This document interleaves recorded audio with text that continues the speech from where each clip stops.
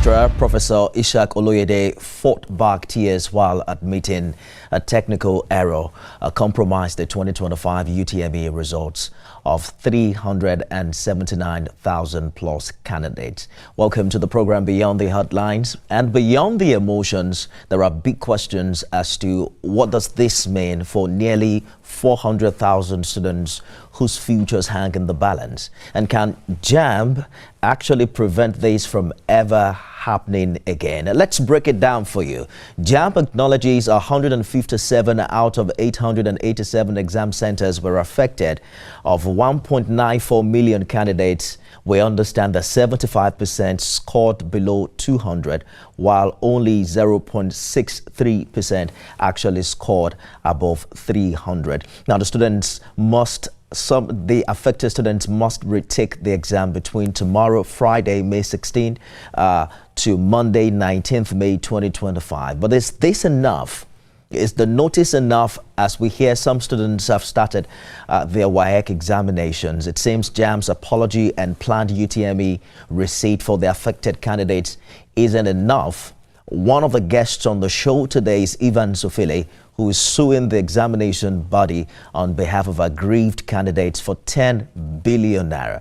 Also joining me is Professor Boniface Onwogo, and measurement specialist with Educational Research Network. Gentlemen, thank you so much for joining me on the program this evening. Let's begin with Professor Onwogo.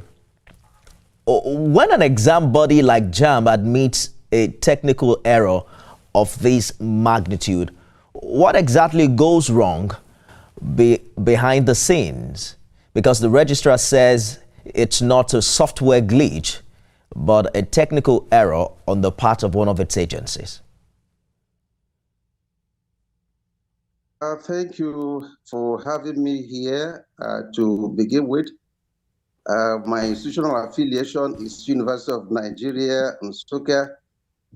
I'm a fellow of the Nigerian Academy of Education, a member of the Association for Assessment in Africa, a member of the International Association for Educational Assessment, and so on and so forth.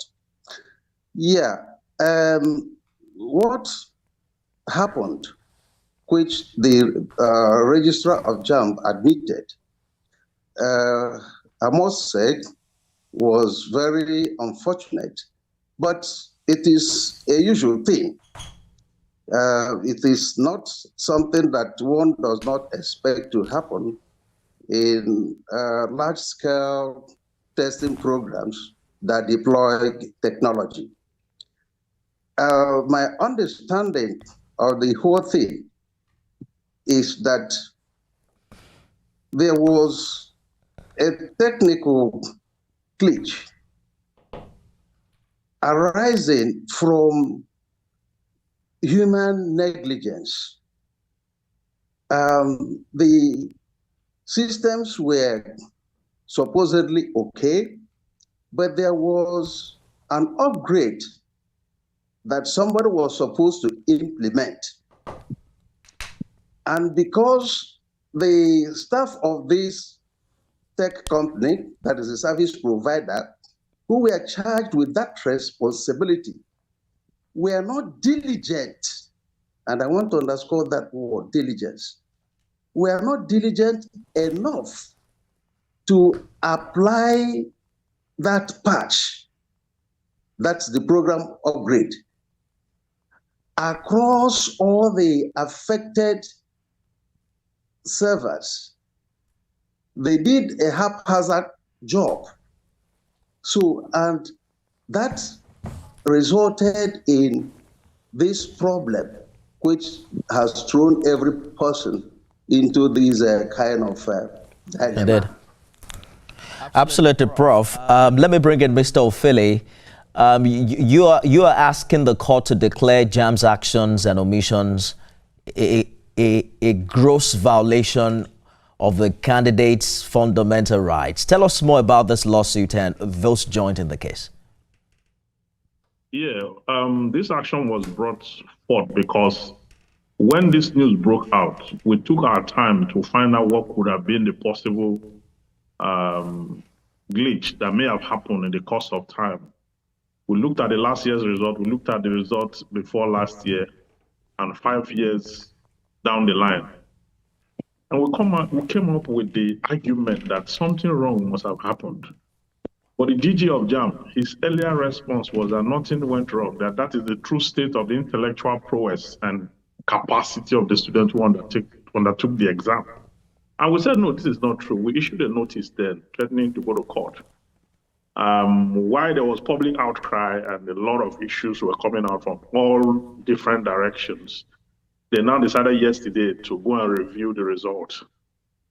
So just a quick review, not up to 3 hours, they discovered this revelation that truly something went wrong. And we are saying that these students, the objective of Jamb by law is to prepare students for tertiary institution, to test their ability to access tertiary education. And the last exam, Jamb didn't do that. What they did was to test students' ability to handle chaos, disorganization, disorientation, and all manner of chaotic environment created in the course of the exam. First, they were asked to come by 6 a.m. The ones who went there by 7, some centers, the exam didn't start until 2 p.m. and all that. And this is supposed to test their academic preparedness and their ability to access tertiary education and nothing more. But the test they got was stressful. Some of them even had to go missing. Some of them who wrote the exams, the result was not given, they said they are underage. You allow them to register for an exam, they wrote the exam, spend time, spend money, spend resources to locate the exam centers, and after the exam, you say they are underage, and they have no result. So when we look at it, we started reviewing the laws. The Child Rights Act says that no child shall be discriminated against. When you look at the Child Rights Act, also the students in question, they have a right to education. So it is these fundamental rights of the children that we are advocating for. And we're saying that their rights have been grossly violated. These are young, impressionable children. Education is the ornament of prosperity and refuge in adversity. Education is a social imperative. And these children must not be thrown into such kind of situation. They should not be disappointed by their country, at least not at this age. So all we went through at our time, we are saying that this must be corrected. Those who wrote this Jamb are the Alpha generation, very brilliant children who have serious intellectual capacity to have handled some of these exams. And we look at some of the students who wrote exams last year, had 266, 265, 270. They wrote this year, and some of them had 155. And the rest of that, but to say something went wrong. And that we now say that our prayers is that before the court, first, Jamb to set aside this exam, set aside the result, and conduct a fresh one. Jamb cannot say it does not have the resources to do so because they keep declaring billions for the federal government. But we they give to politicians to go and embezzle and build houses and do all that. So the simplest thing they could have done that yesterday is to say that the entire exam for 2025 is hereby set aside and a fresh one be conducted. In that case, we need not be going to court. All right, Mr. Philly, allow me to jump in quickly. I want to know who the defendants are on this case. Even though you've made a huge allegation, I hope they don't sue you for defamation, because you probably have to prove if Jamb has given all its revenue to politicians to steal. But who are the defendants in this case? Who really are you suing? The defendant is Jamb and the Ministry of Education. Some have commended Professor Oloyede for what they termed a rare admittance of fault by any public official. That it's rare to say that in Nigeria. Are you saying Professor Oloyede's emotional apology isn't enough for Nigerians at this time? Well, it's not enough, because while the apology is accepted, they must ameliorate the condition this has caused, the outcome it has. Do you know that why he admitted that and he wept? Do you know that somebody committed suicide in the course of this? So what happened to the parents and the siblings of the girl who committed suicide in Ikorodu as a result of the outcome of this exam? Hold that thought for a minute, Mr. Ofele. Let me get Professor's opinion on this. Yes, Prof, please go ahead. Can I quickly correct a point he made here, which is not actually accurate? He said that the review was for 3 hours and all that. That is not correct at all, because the review, I was part of the review team and other eminent scholars and then stakeholders.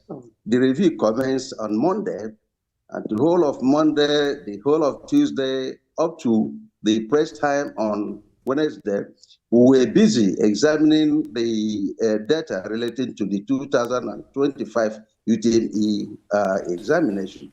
And then let me also say this, that every organization has his own procedures for doing things. The post-examination review for Jamb usually takes place under normal circumstances, a month or two after the examination. So it was because of the public outcry, Jamb's responsiveness to this social issue that led to the quick review of. Otherwise, that review should have happened. It shouldn't have happened now. So it is not right to credit Jamb with being responsive. All right. To the public outcry. Jamb was really responsive. Prof. That was why the review of the exam results was undertaken immediately. Professor, please just for the normal period. Hold that thought for a minute. I would like to follow up on some of the submissions you have made, but that'll be right after this break. Okay. Stay with us, everyone.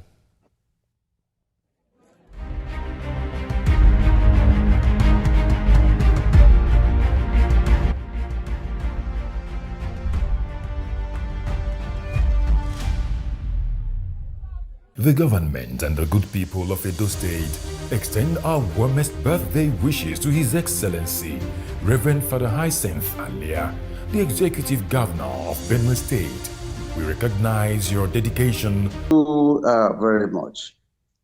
Well, it is true that in circumstances like this, candidates who sat for the examination in question will face all kinds of psychological problems. Again, tests world over are associated with what we call test anxiety. And this can be pre or during or post the test in question. I don't think that what has happened is unusual. There have been instances where examinations or tests went awry, and then the examination body, canceled those examinations and then decided to re-examine the candidates in question because of issues of credibility, issues of validity and reliability of the assessment results. What Jamb has done in this case is to first and foremost say, well, good. We agree with the public sentiment that something might be wrong with this examination. Let us prepone our review process, bring it forward to respond to this public outcry. Let us try to locate what actually went wrong. And then indeed, Jamb did excellently well with the review committee in locating where the problem was. And then when you look at the data or the figures with respect to the affected centers, we are talking about 169 centers out of 882 centers, which is about 19%. I'm talking about the scope of what happened. And then when you look at the candidates affected, 336,574 candidates out of 2,030,378 candidates that sat for the exam in the two regions. And this represents only about 16.58% of the candidates affected. So I agree with the fact that even if it was 1 or 2 or 20 or 1% or 2% of candidates that had to go through these psychological problems because of this error that was committed, not by Jamb per se, but by the vendor, the technology vendor, that's the service provider. You will see that it is not of such a scope, that will generate this kind of reactions, extreme reactions. I understand your point clearly, Professor. The mistake you said is not from Jamb, but I want to believe that Jamb supervises the agencies it works with, and it has the responsibility to also oversee what they do, right? And that's why, yes, I just wanted to make a point that was why the Jamb registrar actually took responsibility for what happened. So we can't possibly go back on that. He could take responsibility for that. He should take responsibility. But the point is that let's look at this example. Now, you leave the house in the morning. You give instruction to your child. Sweep the room, boil water, boil some rice, which we're going to eat when we come back. You have left that instruction. And then you hope that your child, would carry out those instructions diligently. In the process of boiling the yam, something happens. All right. Maybe the young lad pours hot water on his body or himself or something like that. Yes, you will take responsibility because you asked him to undertake that task. But as a matter of fact, the pouring of the hot water on the young man was not your own doing. I get your point, Prof. This was exactly what happened. Let me bring the lawyer into the conversation. I want to hear how you react to Professor's point of view, and also react to the fact that now the affected students have to get back to writing these exams between Friday and Monday. Do you think that's enough time for them to prepare?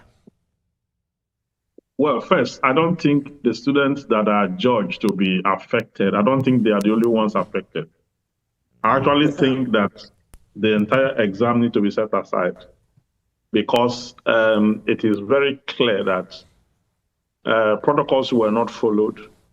The glitch, I think, in my estimation, went far and above the number they have stated.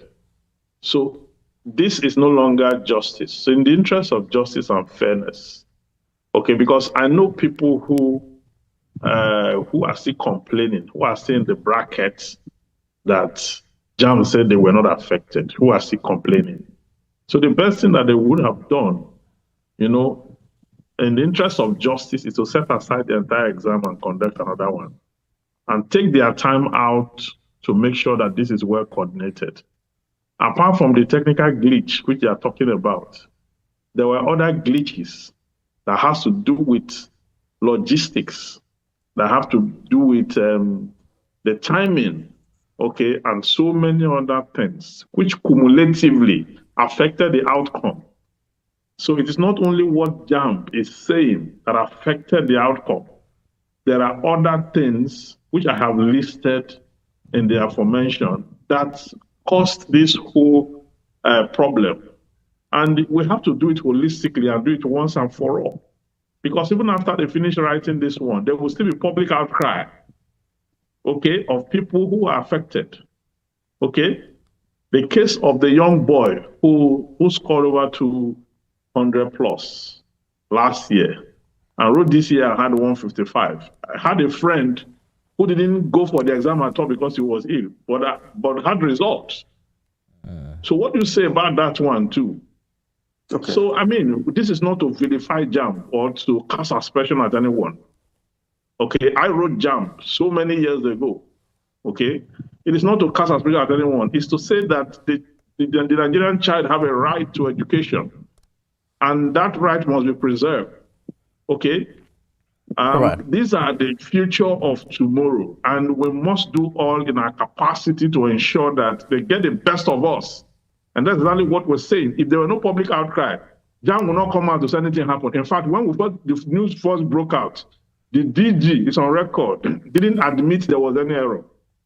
He didn't admit that. It was after the public outcry and the complaints that he decided to look back and check. Possibly something may have happened. So let us not act like we don't know the right thing to do. Set aside the entire exam. It's spoiled already. It's spoiled already. You cannot take a poisonous leaf to a purification feast. It won't work. So let's set it aside and have another examination wherein we'll be able to assess and say that this result is truly the outcome of the exam as it should be. Prof, we have That just is two my take more. on the issue. We have just about 2 more minutes to go. I know you completely disagree with his position, but there are questions about what immediate steps we must take right now moving forward. Some have said, I've read comments like, we're not even ripe for a computer-based test. Maybe we should return to writing exams on paper. Now, quickly, let me say this, that the review process was very thorough. I was part of it. And then I can assure all Nigerians that the identified centers where this glitch took place were the only centers where this problem occurred. And then in all the centers, both in the lag and card sectors, where there were no problems, if you look at the score profile, you will definitely see the contrast between where the problem occurred and where the problem did not occur. And it will not be wise to throw away, good exams that have taken place in those other centers where this glitch, because there were, problems in some of the centers. I hear you clearly, Prof. And then the second, yes, the normal protocol for handling issues arising from delays and timing and all that. All right. Jamb is also going to do that. What Jamb does is to reschedule genuine cases, of candidates who were affected by all kinds of technical Professor Wago, we have completely run out of time. We're probably going to continue this conversation subsequently, but it's a good place to leave it. Professor Boniface Wago, Mr. Ivan Sofili, thank you so much for sharing your thoughts with us on the program this evening. What way forward for Jamb, and what is the lot and what is the future like for this almost 400,000 students who have been affected? Well, we're tracking that story beyond the headlines, and we'll be back tomorrow with more. I am Nifemi Oguntoye. See you again soon.